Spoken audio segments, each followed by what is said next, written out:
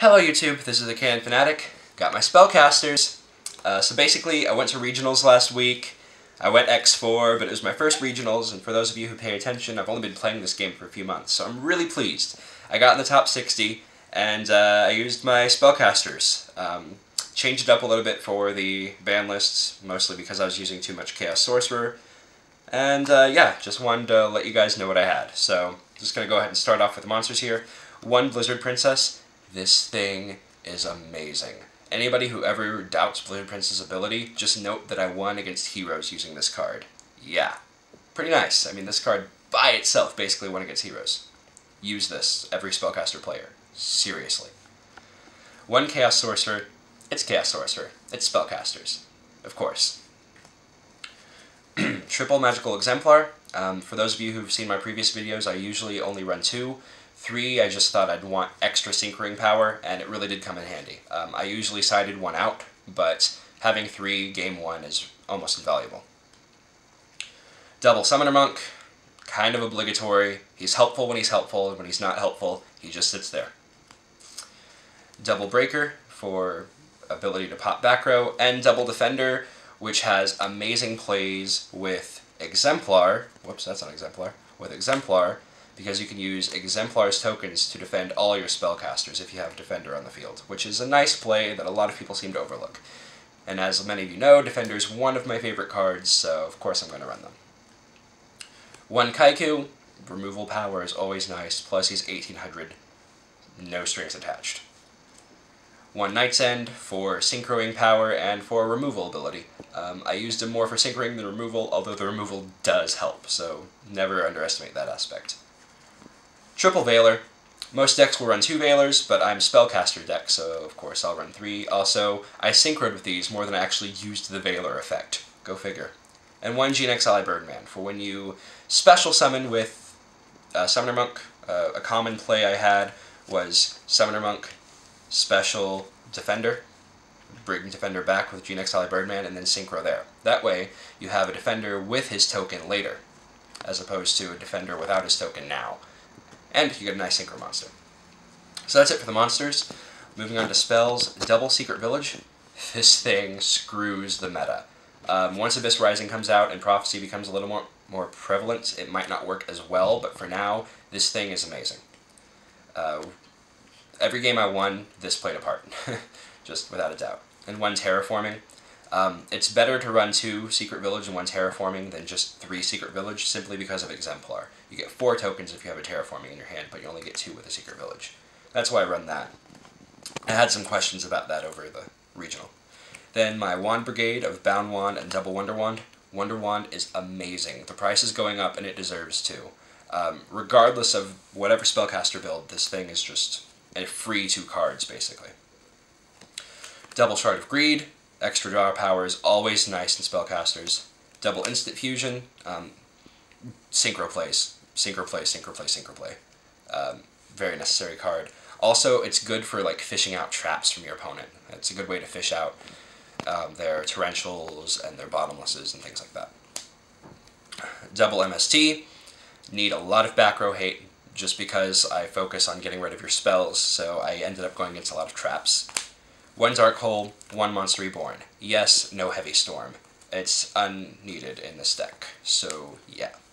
Moving on to traps. Of course, I have the Solemn Brigade, Double Bottomless, single Mirror Force, a single Compulsory, 1 Dark Bribe just in case they summon a Lila, for example, and then Heavy. That way I can still protect. And Call of the Haunted. So that's it for the main deck. My side deck, 2 Neko Main Kings for the Dark World matches and those wind-up players that still use Hunter. Double Penguin Soldier for everybody and their grandmother. This rapes heroes. Just seriously. Everyone, take a day, put this in your side deck. When you play against heroes, or anything that exceeds their synchros, put these in, you'll do better. And I promise you'll do better. It's that good. Plus, who doesn't like that face? Seriously. Double Rivalry of Warlords, Wind Up Hate. Needle Sealing, Wind Up Hate. Fiendish Chains, kind of wind up hate, kind of everybody hate, still wind up hate. 2 Magician Circle, wind up hate. Especially when you bring a Kaiku and they are forced to bring their Magician, and then you kill the Magician, and then you remove it with Kaiku, and that just kind of kills them. Shadow Imprisoning for the off chance that you do go against Inzektors. Yes, I had this in there before Billy Break. Ha, I predicted it. 1 Super Polymerization for hero hate. 1 Magical Citadel in case I went against a deck that, you know, Secret Village doesn't help against, like Gravekeepers or anybody using Gaga Exceeding. And Book of Moon. Not necessary in the main, and I only needed in the side to target big beefy monsters. And the last thing is the extra deck. Triple Utopia. Yes, I use all 3.